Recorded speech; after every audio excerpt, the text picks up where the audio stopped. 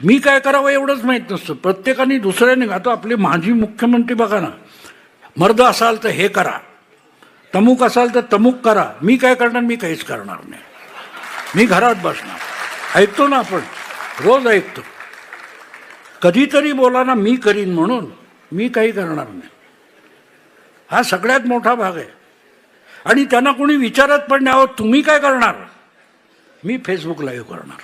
कधीतरी विचारा उलट, कधीतरी विचारा उलट.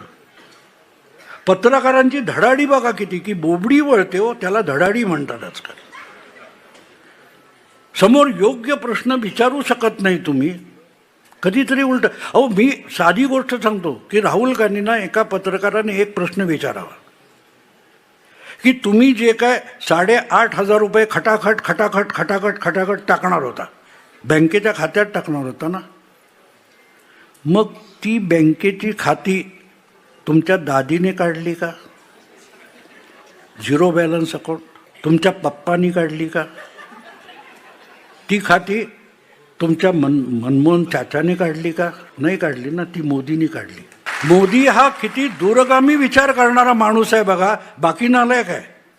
पण राहुल गांधींसाठी त्याने एक काम केलं. कधी 34मध्ये 29मध्ये कधीतरी राहुल गांधी पंतप्रधान होणार, तर त्याला खटाखट पैसे टाकता यावे म्हणून 16-17 त्यांनी खाती काढून ठेवली. बाकी कोणासाठी काय केलं नाही, पण राहुल गांधींसाठी तरी एक काम मोदींनी केलं आहे ना.